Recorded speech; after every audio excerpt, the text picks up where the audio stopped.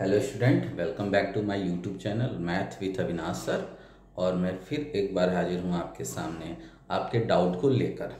Student, मैंने कल पूछा था आपसे कि जो दो चैप्टर आपको पढ़ा दिए गए हैं ऑलरेडी, रियल नंबर और पॉलिनोमियल, उनसे यदि कोई डाउट हो, यदि उनसे कोई क्वेश्चन ना आ रहा हो तो आप पूछिए। एक क्लास डाउट क्लियरिंग की हो चुकी है जिसमें कुछ क्वेश्चन बताए गए थे आपको। सारे क्वेश्चन लगभग हो गए थे, दो क्वेश्चन रह गए थे। पंकज यादव कोई नाम का लड़का है, किस स्कूल का है पता नहीं, लेकिन पंकज यादव ने क्वेश्चन के किया था कि एनसीईआरटी के 1.2 एक्सरसाइज के दो क्वेश्चन को उसने स्क्रीनशॉट लेकर भेजा था। और दोनों क्वेश्चन यहाँ पर आप लोग के पास तो एनसीईआरटी होगी ही होगी। यदि एनसीईआरटी नहीं भी होगी तो मैं बता देना चाहता हूँ कि लिंक में, डिस्क्रिप्शन बॉक्स में लिंक में आप जाएंगे तो वहाँ पर बुक डाउनलोड करने के लिए लिंक दी हुई होगी। उसको जैसे ही क्लिक करेंगे बुक खुल जाएगा, ओपन हो जाएगा वहाँ से। और वहाँ से आप किसी भी चैप्टर पे जाके जो भी आप एक्सरसाइज या जो भी चैप्टर आप ओपन करना चाहेंगे, डाउनलोड करना चाहेंगे, वो डाउनलोड हो जाएगा। तो चलिए, इसी क्रम में हम, क्वेश्चन तो आज के बहुत हैं, उसमें से कुछ क्वेश्चन लेकर आए हैं। और पहले हम उस क्वेश्चन का आंसर देंगे जो पिछली बार जो क्वेश्चन हम पूछे थे उसमें बच गए थे। और उसमें एक क्वेश्चन बचा हुआ था, दो क्वेश्चन। दो क्वेश्चनों में एक क्वेश्चन ये था कि 7 इंटू 11 इंटू 13 प्लस 13 ये क्यों कंपोजिट होगा, इसको प्रूफ कीजिए कि ये कंपोजिट होगा। और एक नंबर ये है, ये क्वेश्चन है एनसीईआरटी का 1.2 एक्सरसाइज का 6 में दो क्वेश्चन दिए हैं और एक 7 भी दिया हुआ है, उसको बाद में देखेंगे। पहले यहाँ पर ध्यान से देखिएगा कि 6 का आंसर क्या होगा। बोल रहा है कि कंपोजिट प्रूफ करना है, इसको क्या प्रूफ करना है, कंपोजिट। अब भाई कोई नंबर कंपोजिट कब होता है, ये ध्यान से देख लीजिए। कंपोजिट नंबर, कोई भी नंबर कंपोजिट तब होगा जब उसके मोर देन 2 फैक्टर होंगे। क्या होंगे, मोर देन 2 फैक्टर वाले।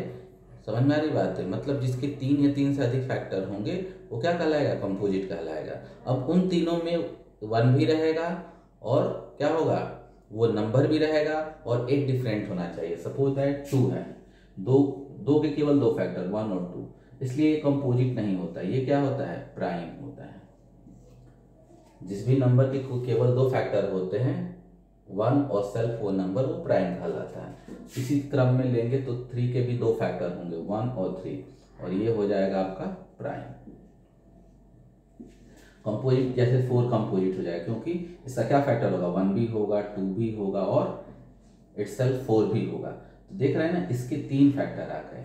और जैसे ही आपको पता चल गया कि किसी नंबर के 3 फैक्टर होंगे वो कंपोजिट हो जाएगा। मतलब ये हो। अब यहाँ पर एक चीज और देखने को मिल रही है आपको, ये देखने को मिल रही है कि यदि 1 4, मतलब एक 1 और इटसेल्फ के अलावा एक हम फैक्टर दिखा दें तो वो क्या हो जाएगा, कंपोजिट हो जाएगा। या कह लीजिए 1 को छोड़कर हम दो फैक्टर दिखा ले, 1 को छोड़कर, तभी भी हमारा क्या हो जाएगा, कंपोजिट हो जाएगा। जैसे 6 है, 6 का कितना फैक्टर, 1 2 3 और 6, 1 को छोड़ दो तो यहाँ पर देख रहे हैं कि इसके 3 फैक्टर हैं। कौन कौन से 3 फैक्टर हैं, 2 है, 3 और 6 है।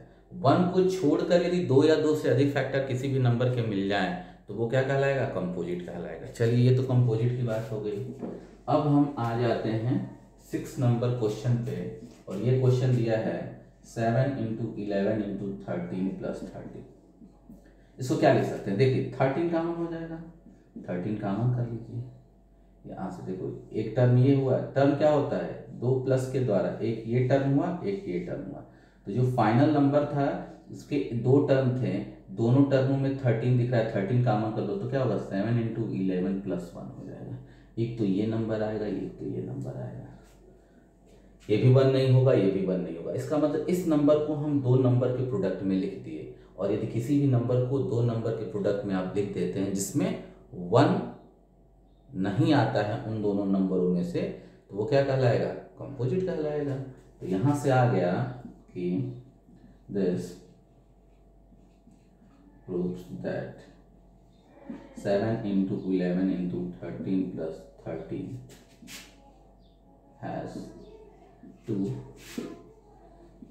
factors, 13 and 7 into 11 plus 1। इसको सॉल्व करने की जरूरत नहीं है, इसके दो फैक्टर आ गए। कौन कौन सा आया? 13 और 7 into 11 plus 1, therefore 7 into 11 into 13 plus 13 is a composite number. ठीक है ना? दिस प्रूव दैट, इससे क्या पता चल गया कि इस जो नंबर बड़ा सा दिया था उसको हम दो नंबर के प्रोडक्ट में हम उसको लिख सकते हैं। दोनों नंबर में से कोई भी नंबर 1 नहीं है। क्लियर है? दोनों नंबर में से ये भी है कि ये सेल्फ भी नहीं है। देखो 13 इसके बराबर तो है नहीं और ये भी इसके बराबर नहीं है। तो किसी भी नंबर को यदि हम दो नंबर के प्रोडक्ट में लिख रहे हैं जहाँ पर दोनों के दोनों नंबर ना ही 1 है ना ही इटसेल्फ है, तो वो तो क्लियरली क्या हो जाएगा? कंपोजिट हो जाएगा। तो यहाँ पर आप देख सकते हैं ये कंपोजिट नंबर हो गया। फिर इसी तरह से आप यहाँ पर आ जाएंगे, स्क्रीनशॉट ले लीजिएगा इसका, फिर एक बार रिमाइंड करके पढ़ लीजिएगा। अब ये नंबर है 7 into 6 into 5 into 4 into 3 into 2 into 1 plus 5, और यहाँ पर दो टर्म है, एक टर्म ये और एक टर्म ये। यहाँ से देखिए टर्म क्या होता है, दो प्लस मतलब प्लस से जो अलग होता है वो टर्म के रूप में हो जाता है। जैसे मैं बोलूँ कि 3 प्लस 4 माइनस 5, इसमें कितने टर्म है? तो आप बोलोगे 3 होगा। तो टर्म की डिफिनीशन ये है कि 2 प्लस या 1 प्लस 1 माइनस या 1 माइनस 1 प्लस या 2 माइनस के बीच में जो होता है वो क्या कहलाता है? टर्म कहलाता है। तो यहाँ टर्म कितने होंगे? 1 2 3 4। यहाँ देखिए ये वाला 2 प्लस, आगे कुछ नहीं रखा है, इसका मतलब प्लस है, 2 प्लस के द्वारा बाउंड हुआ है। ये 1 प्लस 1 माइनस, ये 2 माइनस के द्वारा बाउंड हुआ है, और 1 माइनस 1 प्लस के द्वारा बाउंड हुआ है। तो ये सारे के सारे टर्म कहलाएंगे। इसमें 4 टर्म हो गए। तो याद रखिए टर्म के लिए टर्म क्या होता है? 2 प्लस या 1 प्लस 1 माइनस 1 माइनस 1 प्लस या 2 माइनस के बीच में जो भी चीज़ें लिखी जाती है वो टर्म होता है। तो यहाँ पर एक टर्म ये है और एक टर्म ये है, क्योंकि प्लस यहीं पे लगा है, मल्टीप्लाई टर्म नहीं कहलाता है। तो इसमें से यदि 5 कॉमन करेंगे दोनों टर्मों में से, क्या हो जाएगा? 7 इंटू 6, 5 तो कॉमन हो चुका है, तो 4 इंटू 3 इंटू 2 इंटू 1 प्लस 1। अब दिख गया कि ये पूरा नंबर दो नंबरों के प्रोडक्ट में हो गया, मतलब इसके दो फैक्टर हो गए, एक ये हो गया एक ये हो गया। और किसी भी नंबर के दो फैक्टर आ गए other than 1 and itself number, तो वो कंपोजिट होगा। तो यहां से आपको दिखेगा कि this prove that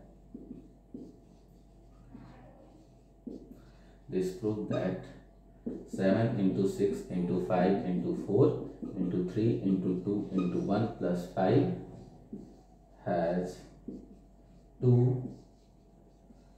factor 5 and 7 into 6 into 4 into 3 into 2 into 1 plus 1। ठीक ना? which is लिख दीजिए, और भी थोड़ा सुंदर लिखना है तो लिखिए which is other than 1 and itself number। मतलब ये जो नंबर जो इसके दो फैक्टर हमने निकाला है 1 और इटसेल्फ नंबर, मतलब खुद नंबर के अलावा है। और यदि किसी भी नंबर में ऐसी प्रॉपर्टी होल्ड करता है, किसी भी नंबर के ऐसे दो फैक्टर होते हैं जो 1 ना होता, ना ही 1 होता है और ना ही वो नंबर होता है, यदि ऐसे दो फैक्टर मिल गए तो क्या हो गया? क्लियरली वो क्या हो जाएगा? आपका कंपोजिट नंबर हो जाएगा। तो ये तो हो गया क्वेश्चन नंबर 5, हमने दिखा दिया, sorry question number 6। Question number 6 में हमने ये दो क्वेश्चन थे, दोनों क्वेश्चन को ये दिखा दिया कि दोनों के दोनों दो नंबर के प्रोडक्ट में लिखे जा सकते हैं, और वो दोनों नंबर ना ही 1 है और ना ही वो खुद नंबर है, इसका मतलब वो कंपोजिट नंबर हो जाएगा। क्लियर? अब जो 7 नंबर क्वेश्चन है वो कहता है यदि 7 नंबर क्वेश्चन देख लीजिएगा एनसीईआरटी में, इसका स्क्रीनशॉट लीजिए। 7 नंबर क्वेश्चन कह रहा है कि एक सोनिया है एक रवि है, वो एक राउंड ट्रैक पर दौड़ रहे हैं। मान लीजिए स्टार्टिंग पॉइंट है ये, और स्टार्टिंग पॉइंट से दोनों ने स्टार्ट करना। कंडीशन ये दिया है कि सोनिया इसको 18 मिनट में एक राउंड लगा रही है और रवि इसको 12 मिनट में ही एक राउंड लगा रहा है।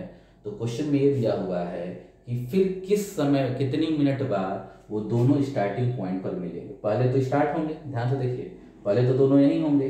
क्योंकि सोनिया 18 मिनट में लगा रही है तो टाइम लगेगा इसको आने में, लेकिन जो कम टाइम ले रहा है वो जल्दी यहाँ पहुँच जाएगा। कितनी देरी में पहुँच जाएगा? 12 मिनट में। और सोनिया 18 मिनट में पहुँचेगी। मतलब जब सोनिया यहाँ पहुँचेगी तो रवि क्या होगा? आगे होगा। और फिर रवि दौड़ता रहेगा, सोनिया जब जाएगी तब फिर क्या होगा? रवि यहाँ पहुँचेगा सोनिया से। तो अब देखना है कि अब देखिए रवि और सोनिया ऐसे क्वेश्चनों में जब दे दे तो एलसीएम होता है इसका आंसर। क्या होता है इसका आंसर? एलसीएम निकालना होता है दोनों को, इसलिए कि एलसीएम 36 होगा। इन दोनों का एलसीएम अभी निकाल बता रहे हैं। ये भी कट जाएगा 2 से और ये भी कट जाएगा, सॉरी ये भी 18 से कटेगा 2 टाइम जाएगा, 12 से कटेगा 3 टाइम जाएगा। इसका मतलब ये हुआ कि रवि 36 मिनट में 3 राउंड लगाएगा। रवि क्या करेगा? 36 मिनट में 3 राउंड लगाएगा। तो 1 राउंड, 2 राउंड और 3 राउंड लगा के यहाँ पहुँच जाएगा। और 36 मिनट में सोनिया कितने राउंड लगाएगी? 2 राउंड लगाएगी। 1 राउंड, 2 राउंड। 36 मिनट में सोनिया भी यहाँ होगी और रवि भी यहाँ होगा। क्लियर हो रही बात है? तो इसका जो 7 है एनसीईआरटी का, एनसीईआरटी एक्सरसाइज 1.2 है ना, 1.2 का 7। और यहाँ पर जो रिक्वायर्ड मिनट होगा, रिक्वायर्ड मिनट्स होगा इक्वल टू होगा एलसीएम ऑफ 12 एंड 18। तो एलसीएम निकालने का तरीका आप देख लीजिएगा। आप प्राइम फैक्टराइजेशन भी लगा सकते हैं। 12 का फैक्टर क्या हो जाएगा बताइए? 2 की पावर 2 इंटू 3 की पावर 1, 18 का हो जाएगा 2 इंटू 3 की पावर 2। एलसीएम निकालते वक्त बताए थे आपको, थोड़ा सा देख लीजिएगा प्रीवियस वीडियो। प्राइम फैक्टराइजेशन से कैसे हम क्या निकालते हैं? एलसीएम और एचसीएफ निकालते हैं। तो वही प्राइम फैक्टर हमने कर दिया। 12 का कितना हो जाएगा? 2 इंटू 2 इंटू 3, 43 जा कितना हो जाएगा? 12। और ये 9 2 जा कितना होगा? 18। तो हमने 12 को भी प्राइम फैक्टराइज में कर लिया, 18 को भी कर लिया। अब एलसीएम निकालना होता है तो आप देखते हैं कि टोटल कितने प्राइम फैक्टर आए हैं। तो 2 और 3 यही 2 प्राइम फैक्टर हैं। और जितने भी प्राइम फैक्टर आपको दिखते हैं उसका हायर पावर लेते चलते हैं। तो 2 दिख रहा है तो 2 का हायर पावर 2 और 3 दिख रहा है यहाँ पर। कॉमन हो या ना हो से कोई फर्क नहीं पड़ता, यदि कहीं भी दिख गया तो उसका हायर पावर लेते हैं। तो क्या हो जाएगा? 3 की पावर 2 और ये हो जाएगा आपका, सॉल्व कर देंगे तो 36 आ जाएगा। क्लियर? एलसीएम इक्वल टू क्या होगा? 2 की पावर 2, क्योंकि एलसीएम का जो होता है वो होता है product of prime with greatest power. Product of primes with greatest power मतलब प्राइमों का प्रोडक्ट ऑफ प्राइम, वो सारे प्राइमों का प्रोडक्ट होता है एलसीएम, लेकिन ग्रेटेस्ट पावर के साथ होना चाहिए। यहाँ कॉमन वर्ड नहीं यूज किया गया है। और कॉमन वर्ड यूज नहीं करने का मतलब क्या हुआ है कि यदि प्राइम कहीं भी रहेगा तो उसका ग्रेटेस्ट पावर लिख दिया जाएगा। तो ये बात आपको क्लियर हो गई होगी क्वेश्चन नंबर 7 का। क्यों? क्योंकि क्वेश्चन नंबर 7 में कह रहा है कि सोनिया रवि कितने मिनट बाद आएंगे, तो इसका एलसीएम निकालना होगा। एलसीएम आपको निकाल कर हमने बता दिया, इसको ध्यान से देखिएगा। अब बढ़िया क्वेश्चन आते हैं। अभी तक तो क्या थे, बढ़िया ही क्वेश्चन था, ऐसा नहीं है कि बुरा क्वेश्चन है। लेकिन अब हम स्टार्ट करते हैं, नए क्वेश्चन की तरफ चलते हैं। ठीक है, तो चलिए एक क्वेश्चन लिखा हुआ है ऊपर पहले से, उसी को देखते हैं। कोई बालक है, उसने पूछा है, बहुत बढ़िया क्वेश्चन है। क्वेश्चन है कि if the remainder on division x³ + 2x² + kx + 3 by x - 3 is 21, find the quotient and remainder and the value of k। Quotient भी निकालना है और वैल्यू ऑफ k भी निकालना है। और यदि k निकल जाता है तो find the end hence find the zero of the cubic polynomial this. यदि k की वैल्यू निकल जाता है तो इसका क्या होगा, जीरोस क्या होगा, ये निकालना है। ये क्वेश्चन था आपका। चलिए इसको सॉल्व करते हैं। x³ + 2x² + k। अब देखो क्वेश्चन कह रहा है कि इसको इससे डिवाइड कर रहा है, तो डिवाइड कर दो। सॉल्यूशन लिखो, सॉल्यूशन में डिवाइड करेंगे, डायरेक्ट डिवाइड करेंगे। x³ 2x² + kx + 3 k - 3 से डिवाइड करिए। कितने टाइम जाएगा? आपको डिवाइड करने के लिए बताए थे, क्या डिवाइड करने के लिए बताए थे यहाँ का हायर पावर, यहाँ का हायर पावर पकड़ लो। तो अब देखो कि इसमें कितने से मल्टीप्लाई करने पर ये आया, तो एक्स स्क्वायर से मल्टीप्लाई करने पर ये आएगा, तो एक्स स्क्वायर टाइम्स जाएगा। अब यहाँ से मल्टीप्लाई करोगे तो क्या होगा एक्स क्यू, और इसको इसमें मल्टीप्लाई करोगे तो -3x स्क्वायर, -3x स्क्वायर आएगा। अब क्या होता है, जैसे ऑर्डिनरी डिवीजन में आप माइनस करते हो वैसे ही माइनस करोगे, तो माइनस कर लीजिए। माइनस देखियो, माइनस करोगे तो ये जो प्लस में था माइनस में, जो माइनस में होगा क्या हो जाएगा, प्लस में हो जाएगा।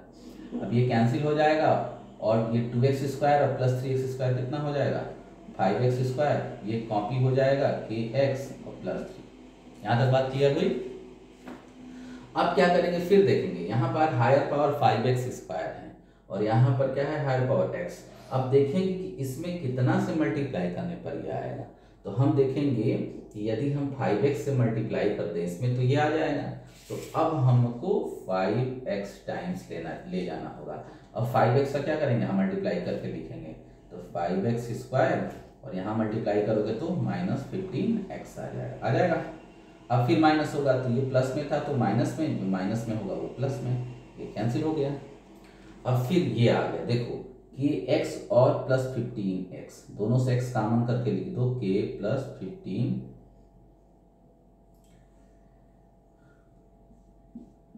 x प्लस 3, ये होगा ना। देखो ये दोनों, ये प्लस में ये दोनों जुटेगा और उसमें से क्या कॉमन कर लेंगे, हम x कॉमन कर लेंगे और यहाँ आ गया 3। अब कितनी टाइम जाएगा भाई, देखो कब तक हम ले जाएंगे। क्वेश्चन ये भी होता है कि डिवीजन कब तक चलेगा, जब तक कि रिमाइंडर की डिग्री इस डिवाइजर की डिग्री से कम ना हो जाए। अभी तो दोनों की डिग्री इक्वल हुई है, दोनों, यहाँ भी x है यहाँ भी x है, मतलब दोनों अभी क्या आ गया, फर्स्ट डिग्री में आ गया, तो अभी डिवीजन जाएगा। अब कितनी बार जाएगा, यहाँ पर x का कोफिशिएंट k प्लस 15 है, मतलब ये होगा कि यदि k प्लस 15 से मल्टीप्लाई करेंगे तो दोनों इक्वल हो जाएगा, तो यहाँ ले जाएंगे k प्लस 15 टाइम्स, और ये मल्टीप्लाई करोगे तो k प्लस 15x, और यहाँ मल्टीप्लाई होगा तो क्या होगा, -3k प्लस 15, फिर माइनस होगा तो ये माइनस कैंसिल हो जाएगा और ये प्लस हो जाएगा, तो हो जाएगा 3 प्लस 3k प्लस 15। तो यहाँ से एक चीज दिखा, क्विसेंट आ गया ये, रिमाइंडर ये आ गया। क्लियर हो रही बात है, तो चलो भाई यहाँ तक क्लियर हो गई। देयरफॉर क्विसेंट कितना आ गया, x square plus 5x plus k plus 15 आ गया, और रिमाइंडर कितना आ गया, रिमाइंडर आ गया। इसको सॉल्व कर देंगे, देखो इसको सॉल्व करेंगे 3k, और यहाँ 3 से मल्टीप्लाई करोगे तो 45 और 3 48 आ गया। यहाँ से देखिए रिमाइंडर क्या हो जाएगा, 3 से मल्टीप्लाई करो 3k प्लस 45 और 3 क्या हो जाएगा 45, तो 3k प्लस 45 आ गया। यहाँ तक बात समझ में आई क्वोशेंट और रिमाइंडर की। चलिए जब आ गई तो आगे चलते हैं। अब क्वेश्चन में एक चीज दिया है कि रिमाइंडर कितना है 21, यहाँ पर रिमाइंडर कितना आया है दिस, मतलब ये 21 के इक्वल होगा। अब लिखिए since it is given that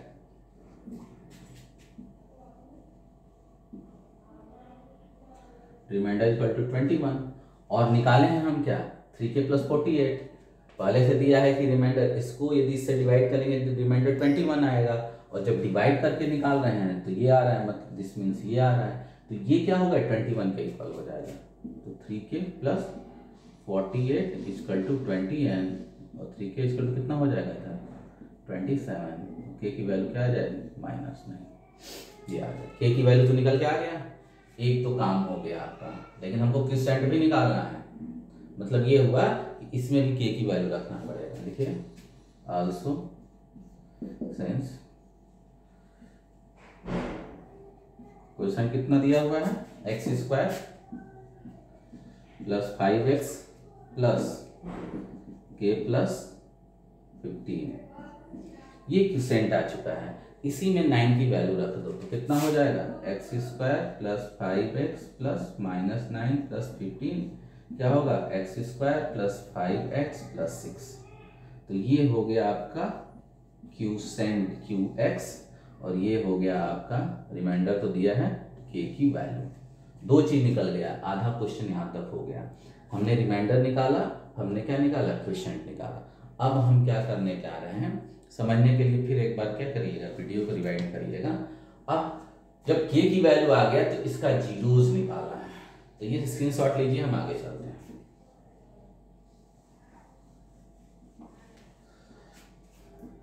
अब इस पॉलिनोमियल में के की पहले तो वैल्यू रखेंगे, तब तो जीरो फाइंड आउट होगा। अब लिखिए now let px equal to x cube plus 2x square plus kx minus 18। Therefore px equal to x cube plus 2x square, k की वैल्यू -9, माइनस 9x माइनस 18 ये है। ये पॉलिनोमियल आ गया k की value रखते हैं। अब इसका जीरो फाइंड आउट करना है, तो लिखिए जीरोज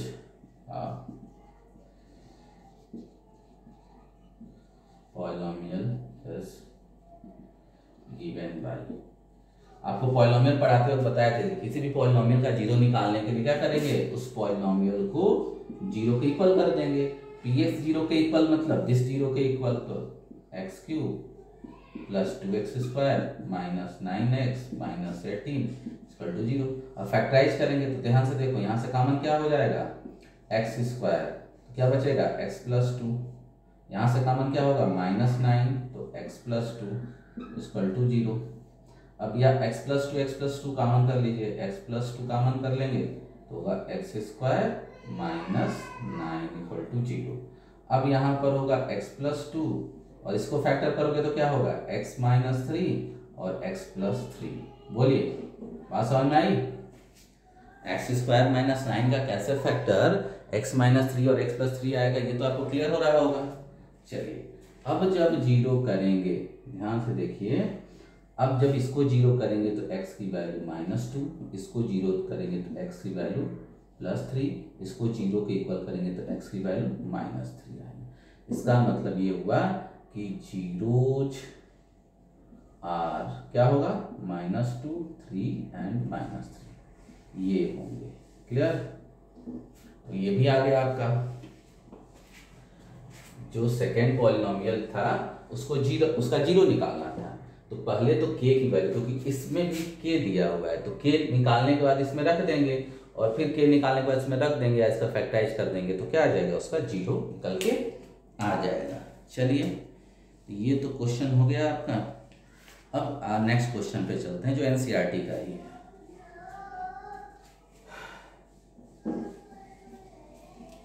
बहुत ही आसान सा क्वेश्चन है वो भी, इसको वीडियो को थोड़ा रिमाइंड कर करके देखिएगा। अगला क्वेश्चन ये है कि एक पॉलिनोमियल हम लिख देते हैं, एनसीईआरटी में खोजिएगा कहीं पे होगा, 3x की पावर 4 प्लस क्या है x equal to √5/3 and minus √5/3 are zeros of 3x की power 4 plus 6x cube minus 2x square minus 10x minus 5। Question में ये कह रहा है कि ये दोनों के दोनों इसके जीरोज हैं, और यदि ये दोनों इसके जीरोज हैं तो रिमेनिंग जीरोज क्या होंगे, मतलब find the all zero of the polynomial. अब कहोगे कि सर दो तो दिया है, अब क्या निकालना है, कहाँ से निकालेंगे, कैसे निकालेंगे, तो हमको आपको बता देना चाहते हैं कि यहाँ ये कितने डिग्री का है, 4 डिग्री का है, और आपको बताया गया है कि कोई भी पॉलिनोमियल जितनी डिग्री का होता है उसके उतने ही जीरोस होंगे। अभी तो 2 ही दिया है ना, मतलब 2 नहीं मालूम है, वो 2 फाइंड आउट करना है हमको। क्वेश्चन में कह रहा है यदि 2 ये जीरो इसके हैं तो रिमेनिंग जो जीरो होंगे वो क्या होंगे, रिमेनिंग मतलब और 2 ठो वो क्या होंगे। तो चलिए यहाँ से स्टार्ट करते हैं। अब मान लीजिए कि ये दिया है, since this are the zero of this, आपको मालूम होना चाहिए, आप थोड़ा सा 9th में पहुंचिए। आपको बताया गया था कि x इक्वल टू अल्फा, यदि किसी पॉलिनोमियल px में रखने पर x इक्वल टू अल्फा किसी पॉलिनोमियल पे रखने पर उस पॉलिनोमियल की वैल्यू 0 हो जाती है, तो x माइनस अल्फा उसका एक फैक्टर हो जाएगा। ध्यान से देखिएगा, एक्स इक्वल टू अल्फा यदि किसी पॉलिनोमियल में रख दे रहे हो और उसकी वैल्यू 0 हो जा रहा है तो एक्स माइनस अल्फा उसका फैक्टर होगा। अब ये बताइए कि यदि ये इसको मान लो कि ये एक्स है, ये भी एक्स है। अब यदि x equal to under root 5/3 इसका है 0 है, x equal to under root 5/3 इसका है, इस पॉलिनोमियल का 0 है। इसका मतलब क्या हुआ कि x माइनस अंडर रूट 5/3 इसका एक फैक्टर होगा कि नहीं होगा? ये तो ध्यान से देखिएगा, याद रखिए फिर से, x इक्वल टू अल्फा किसी पॉलिनोमियल px का 0 है तो x minus alpha is a factor of px। यही तो फैक्टर थ्योरम है, 9th में पढ़ाया गया है। आप लोगों को ध्यान से देखेंगे उस पॉलिनोमियल को 9th में तो आपको समझ में आएगा। और इसी तरह से यदि x equal to minus beta px, इस px का एक 0 है तो x प्लस बीटा इसका क्या होगा, इज ए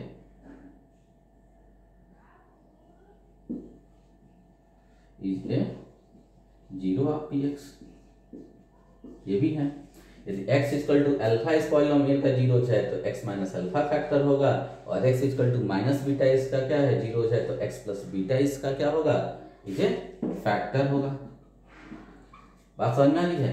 तो अब देखिए ये इसका 0 है, इसका मतलब ये हुआ कि x माइनस अंडर रूट 5/3, और यदि x माइनस है तो x plus under root 5/3 are factor of this 3x की power 4 6x square minus 2x square minus 10x minus 5। पूरी बात समझा दिए हैं, याद रखिए। यदि x इक्वल टू अल्फा इसका 0 है तो x माइनस अल्फा क्या होगा, is a factor of px, और x minus beta is a 0 of px। Then x minus में है तो इधर लाओगे तो x plus beta is a factor of px। ये दो चीजें आपको समझना पड़ेगा।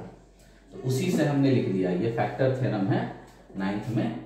तो ये इसका एक 0 था, ये इसका एक 0 था, x इक्वल टू इतना, मतलब इसको इधर लाओगे तो ये प्लस में था तो माइनस में, ये इसका एक फैक्टर हो जाएगा। और ये माइनस में तो इधर लाओगे तो प्लस में हो जाएगा, तो ये क्या हो जाएगा, ये भी इसका एक फैक्टर हो जाएगा। याद रखिए, जैसे 6 है, 2 भी इसका फैक्टर है, 3 भी इसका फैक्टर है, तो इन दोनों का प्रोडक्ट 6 भी तो इसका फैक्टर होगा। ध्यान से देखिएगा। दूसरा एग्जांपल ले लीजिए, 15 है, 3 इसका एक फैक्टर है, 5 इसका फैक्टर है, तो इनका प्रोडक्ट 15, ये भी तो इसका फैक्टर हो जाएगा। इसका मतलब ये हुआ कि यदि दो नंबर इसके फैक्टर हैं तो उनका प्रोडक्ट भी उसका एक फैक्टर होगा, बशर्ते कि याद रखिए कि वो दोनों नंबर का प्रोडक्ट उससे बड़ा नहीं होना चाहिए। मतलब ये हुआ कि आप कहेंगे कि भाई 15 भी इसका फैक्टर है, 3 भी, तो दोनों का प्रोडक्ट 45 इसका फैक्टर हो सकता है, नहीं हो सकता है, क्योंकि इन दोनों का प्रोडक्ट तो क्या हो गया, 15 से बड़ा हो गया।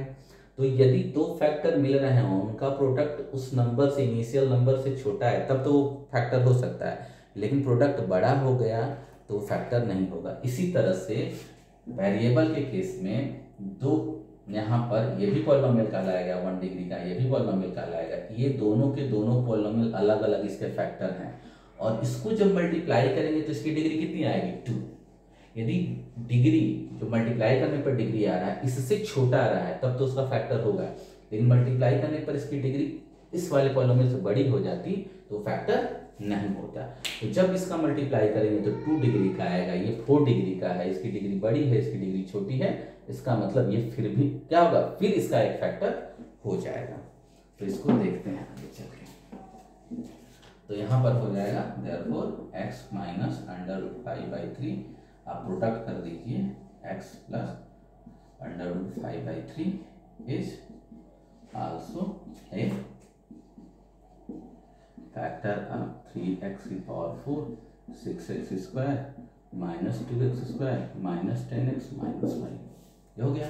अब दोनों को प्रोडक्ट करोगे तो क्या आएगा, x square a minus B A plus B, A square minus B square, जब इसका स्क्वायर करोगे तो क्या आएगा, 5/3 आएगा। इज आल्सो, यही चीज लिखना है, is also a factor of this. अब इसको क्या लिखोगे, 3x square minus 5/3 is a factor. अब वही लाइन, सेम लाइन कॉपी करने जाना है। अब ध्यान से देखो, अब कहोगे सर 3 तो डिनोमिनेटर में आ गया, तो याद रखिएगा यदि इस टाइप से क्वेश्चन आता है और डिनोमिनेटर में कोई यदि नंबर केवल आता है, वेरिएबल नहीं आता, तो उस नंबर को हटा भी दोगे तभी भी क्या होगा, वो उसका ओरिजिनल फैक्टर बना रह जाएगा। याद रखिएगा यदि ऐसे क्वेश्चन आए और ऐसे आप प्रोसीड कर रहे हो, डिनोमिनेटर में कोई नंबर आ गया, तब क्या होगा, उस नंबर को हटाने पर भी जो न्यूमरेटर होगा वो इनिशियल पॉलिनोमियल का क्या होगा, फैक्टर होगा। इसका मतलब 3 हटाने जा रहे हैं, क्या हो जाएगा, 3x² - 5 is also a factor of 3x⁴ + 6x³ - 2x² - 10x - 5। यहाँ तक बात समझ में आ गई कि भाई यदि ये और ये दोनों इसके जीरो हैं, जिसको जब इधर लाओगे तो जो पॉलिनोमियल बनेगा, इसको इधर लाओगे जो पॉलिनोमियल, ये दोनों के दोनों इसके फैक्टर हो जाएंगे। यदि ये दोनों के दोनों यदि इसके फैक्टर है तो इनका प्रोडक्ट भी फैक्टर होगा। लेकिन यदि इन दोनों का प्रोडक्ट की डिग्री इससे मतलब 4 से बड़ी हो जाती तो फैक्टर नहीं होता, क्योंकि डिग्री सेकेंड डिग्री में आएगा, इसलिए ये इसका फैक्टर होगा।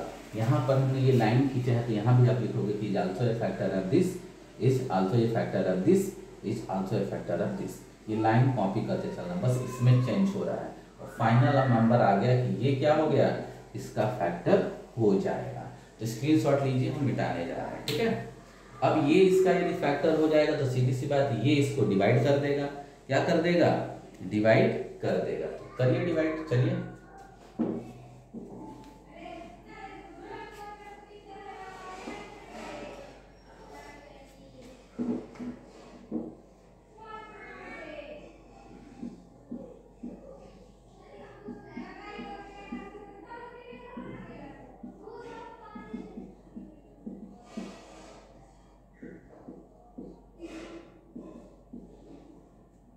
ठीक है, ये क्या हो जाएगा, यदि ये इसका एक फैक्टर होगा तो क्लियर हो जाएगा। इसको डिवाइड करेगा, डिवाइड करिए, कितने टाइम जाएगा भाई, देखिए ये 3x² है और ये क्या है 3x⁴ है। तो अब ये हायर पावर इसकी क्या है 4 है और इसकी हायर पावर 2 है। अब देखेंगे कि इसमें कितने से मल्टीप्लाई करने पर यह आया, तो हम देख रहे हैं कि यदि इसमें x² से मल्टीप्लाई कर देंगे तो इसके बराबर आ जाएगा, तो x² टाइम जाएगा। x² से करो 3x⁴ हो जाएगा, यहाँ करोगे तो -5x² होगा, तो x² के सामने लिख दीजिए, ठीक है। सेम डिग्री के सामने लिखेंगे, यहाँ 4 है तो 4 के नीचे, और यहाँ मल्टीप्लाई करने पर सेकंड डिग्री आएगा तो सेकंड डिग्री के सामने लिखेंगे। अब माइनस करेंगे तो ये माइनस और ये प्लस, ये हो जाएगा, ये होगा 6x³ + 3x² - 10x - 5। क्लियर। फिर कितने टाइम जाएगा, देखिए इसको 2 टाइम्स जाएगा, 2 टाइम जाएगा ना, 2 बार ले लीजिए, 2 टाइम्स कितना हो जाएगा, 2 3 जा 6, नहीं 2x टाइम, क्योंकि ये सेकंड डिग्री में थर्ड डिग्री में, यहाँ 3 है तो 2 से मल्टीप्लाई करो 6 और x से मल्टीप्लाई x³ तो 2x टाइम्स जाएगा, तो क्या होगा 6x³। यहाँ मल्टीप्लाई करोगे तो -10x, तो -10x है तो -10x के सामने लिखेंगे उसको, और माइनस करोगे तो ये माइनस ये प्लस, तो कैंसिल हो जाएगा।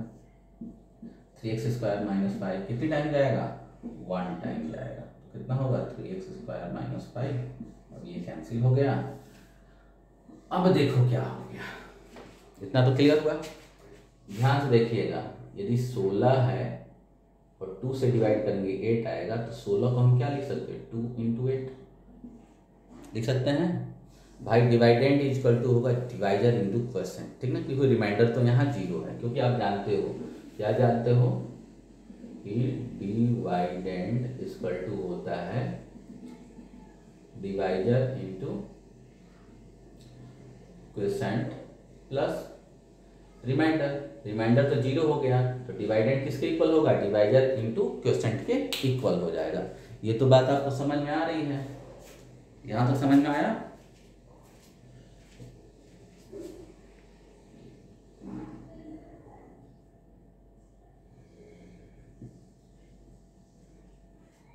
चलिए आगे चलिए। तो यदि ये आप जानते हो कि यदि रिमाइंडर 0 हो गया है तो ये होगा, इसका मतलब ये हुआ कि आप इस कॉलम में, यही तो डिवाइडेंड है आपका, इसको क्या लिख सकते हो 3x की power 4 plus 6x cube minus 2x square minus 10x minus 5। और इसको आप लिख सकते हो इन दोनों के प्रोडक्ट में। किस पे?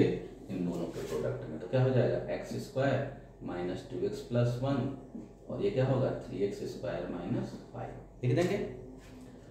अब देखो इसको फैक्टर करिए, इसका फैक्टर करेंगे तो क्या होगा x माइनस 1 का होल स्क्वायर और ये क्या होगा 3x स्क्वायर माइनस 5। देख लीजिए ये x माइनस 1 के होल स्क्वायर का स्क्वायर है। अब इसको क्या लिख सकते हैं x माइनस 1 और x माइनस 1 दो बार लिख सकते हैं। ये किसका था?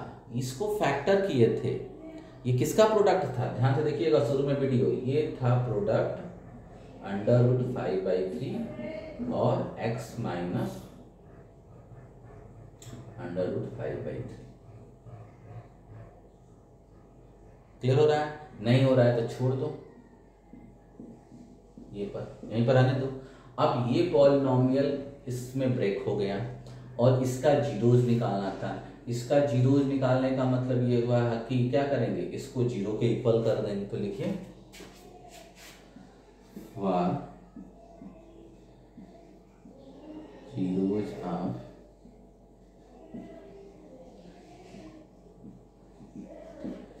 अब जो गिवन पॉलिनोमियल है उसको जीरोस के लिए इसको जीरो करेंगे, इसको जीरो करिए या इसको जीरो करिए, क्या हो जाएगा x minus 1 3x square minus 5 equal to 0। अब ये जीरो होगा तो x इक्वल टू 1 देगा, ये जीरो होगा तो x इक्वल टू 1 देगा और जीरो ये होगा तो क्या होगा 3x square minus 5 equal to 0, 3x square equal to 5, x square equal to 5/3 और इसका जब स्क्वायर रूट निकालेंगे तो प्लस माइनस अंडर रूट 5/3 आ जाएगा। आ गया? तो यहाँ से हमको दिखा, यहाँ से देखिए क्या दिखा कि जो जीरोज हैं वो क्या है 1 होगा 1 होगा, 2 1 आएगा और एक प्लस अंडर रूट 5/3 और एक क्या आएगा माइनस अंडर रूट 5/3। तो ये तो दोनों दिए थे, ये दोनों निकालना था। तो जो रिमेनिंग दो होंगे वो क्या होगा आपका 1 होगा। अब बात समझ में आ रहा है ना कि इस तरह हम डिवाइड करेंगे और डिवाइडेंड को डिवाइजर इंटू क्वोशेंट के प्रोडक्ट में लिख लेंगे। अब ये सेकेंड डिग्री का आ गया है तो इसका आप क्या करेंगे फैक्टर कर लेंगे। क्योंकि यहाँ बहुत आसान था, x माइनस 1 का होल स्क्वायर था तो इसका फैक्टर इजीली हो गया। नहीं होगा तो मिडिल टर्म को स्प्लिट करके निकाले होते। अब ये हो गया x minus 1 into x minus 1 में और ये हो गया ये, इसको फैक्टर नहीं करोगे तो चल जाएगा।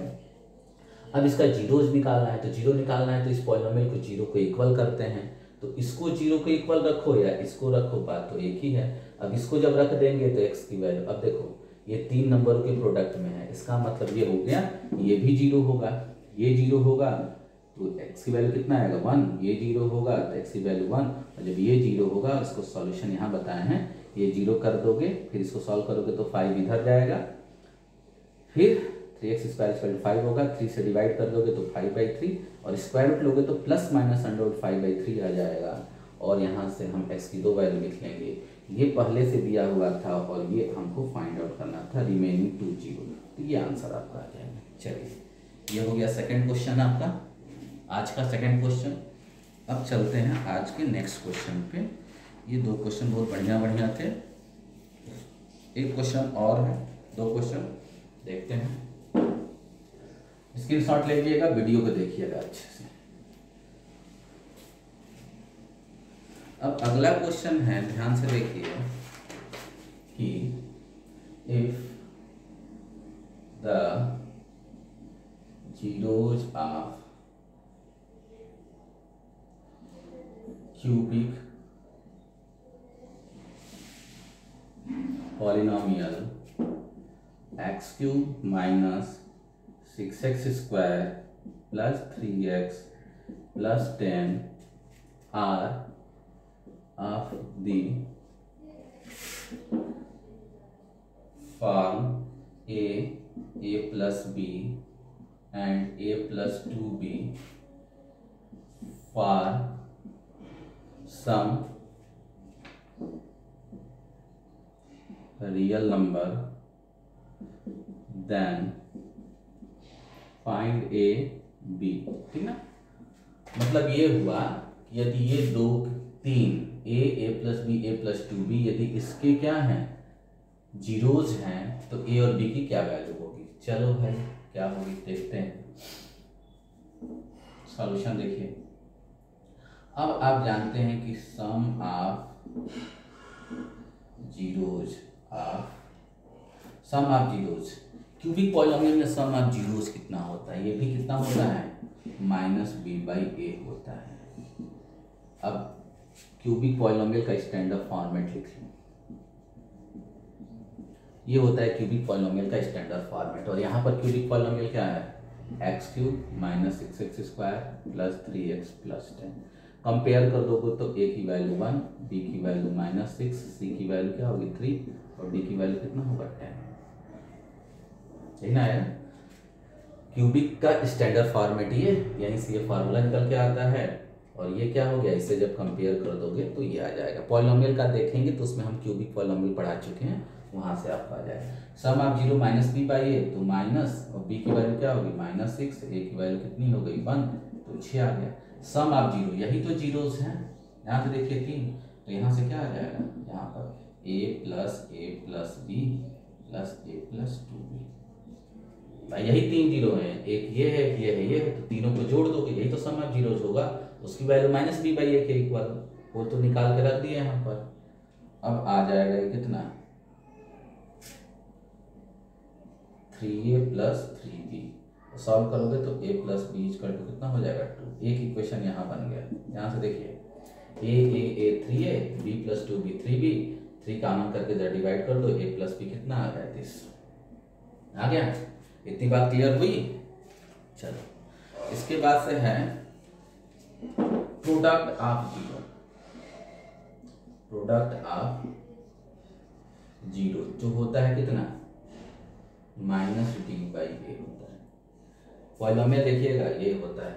अब प्रोडक्ट ऑफ जीरो क्या होगा, इन तीनों का product a × a + b × a + 2b = d कितना है 10, a की वैल्यू 1, तो यहाँ से आ जाएगा a और a + b और a + 2b = -10 आ गया। इसको लिखने की कोई जरूरत नहीं है, समझाने के लिए लिखे थे, ये हो जाएगा। d की वैल्यू कहाँ से आएगी, देखो d होता है कांस्टेंट टर्म, इसलिए हमने यहाँ पे लिखा था, तो ये हो गया।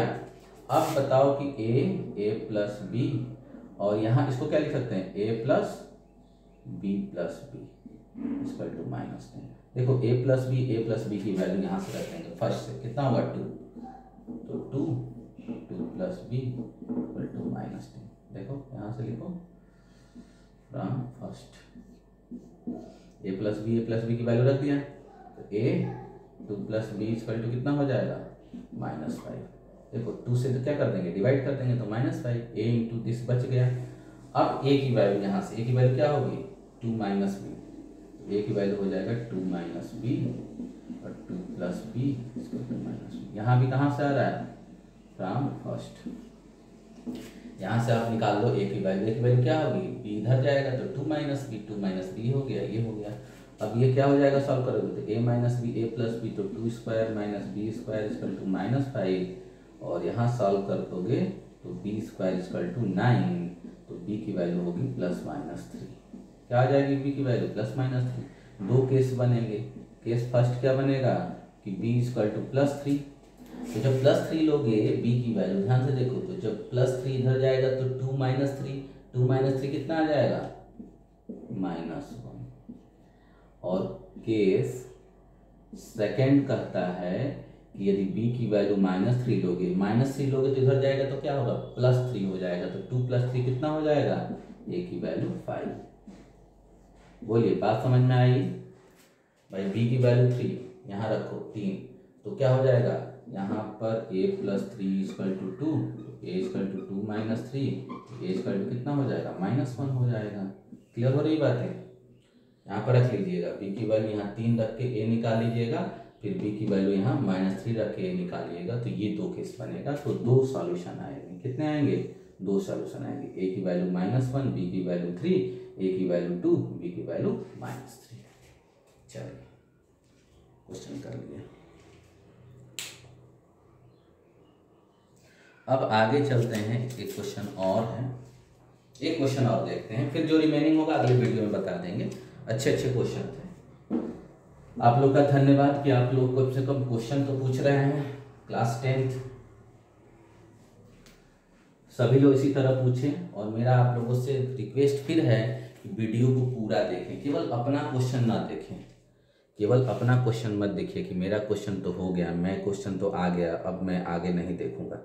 मेरा आपसे फिर रिक्वेस्ट है कि सारे क्वेश्चन बढ़िया हैं, सारे बोर्ड में आने लायक हैं, ऐसा कोई भी क्वेश्चन इसमें नहीं है कि जो बोर्ड में ना आ सके। इसलिए मेरा आग्रह है कि यदि मैं इतना मेहनत कर रहा हूँ तो आप सारे क्वेश्चनों को कीजिए।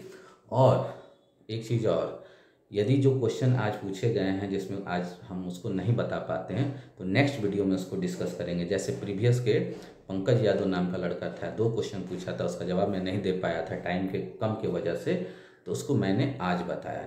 इसी तरह आज जो क्वेश्चन पूछे गए थे उसमें से बहुत से क्वेश्चन मैं लेकर आया हूँ, बहुत से क्वेश्चन नहीं लेकर आया हूँ, तो उसका सॉल्यूशन नेक्स्ट वीडियो में, नेक्स्ट आप 2-4 वीडियो और बनाऊंगा डाउट क्लियरिंग सेशन पे भी। आप अच्छे क्वेश्चन भेजेंगे, मैं उसका सॉल्यूशन निकालूंगा, लेकिन वीडियो शुरू से लास्ट तक जरूर देखिएगा। अगला क्वेश्चन है, if alpha and beta are the zeros of the polynomial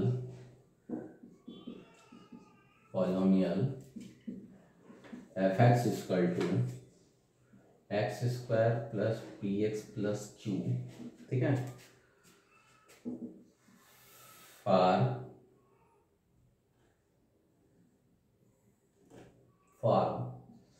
form a polynomial whose zeros are alpha plus beta का square and alpha minus beta का स्क्वायर। मतलब ये हुआ कि यहाँ पर तो एक पॉलिनोमियल दिया हुआ है, इसके जीरोज भी दिए हुए हैं, आपको एक और पॉलिनोमियल बनाना है जिसका जीरोज ये दिया है। एक फार्मूला होता है क्वाड्रेटिक पॉलिनोमियल बनाने का, x square minus sum of zeros into x plus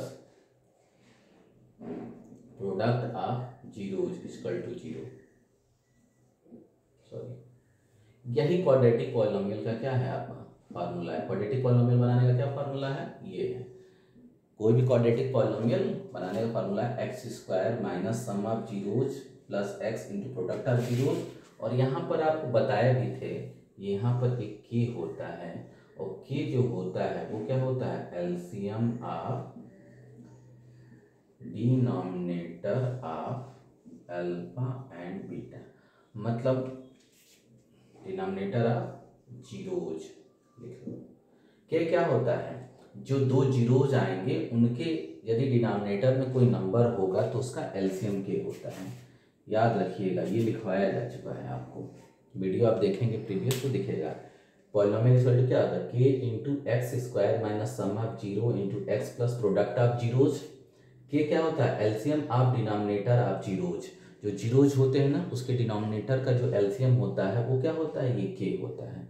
ये बताया गया है प्रीवियस वीडियो में, तो ये हम हटा देते हैं। हाँ, ये भी बताए थे कि यदि डिनोमिनेटर की जीरोज नहीं होंगे तो के की वैल्यू क्या हो जाएगी, 1 हो जाएगी। क्या हो जाएगी के की वैल्यू, कब, जब अल्फा मान लीजिए 2 बीटा जैसे मान लीजिए 4 आ गया, ये 2 जीरोज आ गए तो इसका डिनोमिनेटर तो कुछ है नहीं, तो वहाँ पर के की वैल्यू 1, लेकिन अल्फा की वैल्यू मान लीजिए 3 आ गया और बीटा की वैल्यू 1/5 आ गया, तो यहाँ पर डिनोमिनेटर आ गया, तो इसका एलसीएम कितना होगा 15, तो के की वैल्यू क्या रख देंगे, 15 रख देंगे। ये बता रहे थे, चलिए यहाँ पर मिटा देते हैं, इसको बताया चुके हैं पहले। अब बताइए, लिखिए since alpha and beta are zeros of x square plus P x plus 2, तो यहाँ से अल्फा प्लस बीटा कितना हो जाएगा, माइनस बी बाई ए होता है, तो माइनस बी की वैल्यू पी और ए की वैल्यू 1, तो alpha plus beta equal to कितना हो जाएगा, माइनस बी। एक तो इक्वेशन ये बना। दूसरा अल्फा इंटू बीटा क्या होता है, सी बाई ए होता है, सी की वैल्यू क्यू बाई 1, तो अल्फा इंटू बीटा कितना हो गया, क्यू हो गया। ये 2 चीज आ गई। अब इसकी और इसकी वैल्यू निकालो, अल्फा प्लस बीटा का होल स्क्वायर, तो बहुत आसान है, कितना आ जाएगा, माइनस पी का square equal to P square. और ये कैसे आएगा, अल्फा माइनस बीटा का होल स्क्वायर। ये कितना होता है, अल्फा प्लस बीटा का whole square minus 4 alpha beta. आप जब इसको सॉल्व करेंगे ना तो इतना आएगा। ये आपको आइडेंटिटी लिखवाए भी थे, नहीं याद है तो सॉल्व कर लीजिएगा। यहाँ पर इसको सॉल्व करके बताएं, अल्फा प्लस बीटा का whole square minus 4 alpha beta, ये होगा alpha square plus beta square plus 2 alpha beta minus 4 alpha beta, और ये हो जाएगा alpha square plus beta square minus 2 alpha beta, और ये हो जाएगा अल्फा माइनस बीटा का होल स्क्वायर। इसका मतलब इसको हम इतना लिख सकते हैं, जब इसको हमने सॉल्व किया इतना आया तो इसको हम इतना लिख सकते हैं। अब यहाँ पर ये वैल्यू मालूम है कितना है, माइनस पी, तो माइनस पी का स्क्वायर, और 4 अल्फा इंटू बीटा भी मालूम है क्यू, तो कितना आ जाएगा, पी स्क्वायर माइनस 4 क्यू। ये क्लियर हुआ, एक तो ये आ गया और एक तो ये आ गया। अब आपको क्या निकालना है, जिस पॉलिनोमियल का जीरोज निकालना है, जिस पॉलिनोमियल जो पॉलिनोमियल निकालना है उसके जीरोज ये दिए हुए हैं। तो लिखिए sum of zeros of required polynomial. हम क्या निकालेंगे, जो रिक्वायर्ड पॉलिनोमियल है, जो पॉलिनोमियल हमको फाइंड आउट करना है उसके जीरोज का सम कितना होगा। एक जीरो तो ये था और दूसरा जीरो क्या था, ये था, ये भी निकाल चुके हो। ये क्या है आपका पी स्क्वायर, और ये क्या निकाल चुके हो, पी स्क्वायर माइनस 4 क्यू। तो यहाँ से क्या हो जाएगा, 2p स्क्वायर माइनस 4। ये आ गया भाई क्या, sum of zero of required polynomial. जिस पॉलिनोमियल का जीरो निकालना है उसके जीरोज का सम निकाल दिया हमने, ठीक है। अब निकालेंगे प्रोडक्ट ऑफ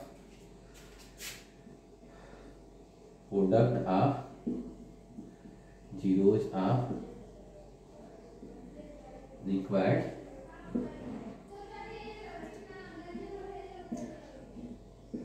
अब product of zero of required polynomial तो कितना होगा, इन दोनों का प्रोडक्ट, इसका और इसका, किसका किसका प्रोडक्ट भाई, यही तो है, यही तो जीरोज हैं किसका, जो पॉलिनोमियल फाइंड आउट करना है उसके जीरोज क्या हैं। तो जब sum of zeros of required polynomial तो इन दोनों का सम निकालना होगा, और इन दोनों का वैल्यू निकाल चुके हैं। इसका वैल्यू पी स्क्वायर और इसकी वैल्यू क्या निकाले, पी स्क्वायर माइनस 4 क्यू। अब प्रोडक्ट ऑफ पॉलिनोमियल मतलब इन दोनों का प्रोडक्ट निकालना है, कितना होगा, अल्फा प्लस बीटा का whole square into alpha minus beta का होल स्क्वायर। और ये आ चुका है कितना, पी स्क्वायर, और ये आ चुका है p square minus 4 q, p square minus 4 q आ गया। अब दो चीज निकल गया, ये प्रोडक्ट ऑफ जीरो आ गया और ये सम ऑफ जीरो आ गया। अब तो हम पॉलिनोमियल निकाल लेंगे। तो ये पूरा एक बार देखिएगा फिर आगे चलिए। तो अब हम जानते हैं सेंस, जो polynomial P x equal to होगा वो क्या होगा, x square minus sum of zeros into x plus product of zeros. तो सम ऑफ जीरोज कितना निकाले हैं, देखो यहाँ पर आया है 2p square minus 4q x plus product of zero क्या है, p स्क्वायर माइनस 4q। आप चाहो तो यहाँ पर भी छोड़ सकते हो, नहीं तो एक लाइन और लिख लो, p स्क्वायर क्या हो जाएगा, 2p square minus 4q x, और p स्क्वायर से मल्टीप्लाई कर दो, p की power 4 minus 4p square Q. या तो आप यहाँ ले जाके छोड़ देंगे। तो ये हो गया वो पॉलिनोमियल जिसके जीरोज ये होंगे। तो ध्यान से वीडियो को देखिएगा, रिवाइंड कर करके एक दो बार, क्लियर है कि आपको समझ में आएगा। क्योंकि इस वाले से हमने इसकी और इसकी वैल्यू निकाली, और यही क्या था, रिक्वायर्ड पॉलिनोमियल का जीरोस था। अब रिक्वायर्ड पॉलिनोमियल का जीरो था तो रिक्वायर्ड पॉलिनोमियल के जीरोस का सम क्या होगा, इन्हीं दोनों का सम होगा, और ये ऑलरेडी निकाल चुके हैं तो उसकी वैल्यू रख के सम निकाल देंगे तो ये आ जाएगा। प्रोडक्ट भी क्या होगा, इन दोनों का प्रोडक्ट होगा, जो पॉलिनोमियल निकालना है उसके प्रोडक्ट ऑफ जीरोस निकालना है, तो इन दोनों का प्रोडक्ट निकालना है। इसकी वैल्यू पी स्क्वायर और इसकी वैल्यू पी स्क्वायर माइनस 4 की आ चुका है। अब जब ये इन दोनों का सम आ गया और इन्हीं दोनों का प्रोडक्ट आ गया, तो पॉलिनोमियल क्या हो जाएगा, x square minus sum of zeros into x product of zeros, sum of zeros रख दिए, प्रोडक्ट ऑफ जीरो रख दिए, आ गया आंसर। तो ये हुआ आज के क्वेश्चन। मेरा फिर आपसे रिक्वेस्ट है, वीडियो को शुरू से लास्ट तक जरूर देखिए और देखकर तुरंत कमेंट बॉक्स में अपनी विचार दीजिए, अपने कमेंट दीजिए। दूसरी बात है, पसंद आए तो लाइक करिए, न पसंद आए तो डिसलाइक करिए। लाइक नहीं पसंद आता है तो डिसलाइक भी करिए, जिससे मुझे पता चले कि आपको मेरी बात समझ में नहीं आ रही है। अदरवाइज आपको पसंद आ रही है तो लाइक करिए, पूरा वीडियो को देखिए और सब्सक्राइब करिए, चैनल को अपने फ्रेंडों में शेयर करिए। और मेरा रिक्वेस्ट फिर से है एक बार कि आप लोग वीडियो को बेटा शुरू से और अंत तक देखेंगे तो आपको फ़ायदा होगा। जो क्वेश्चन आपका था उसको भी देखिए, जो क्वेश्चन आपका नहीं है उसको भी देखिए। और वीडियो यदि आप देख रहे हैं तो थैंक यू।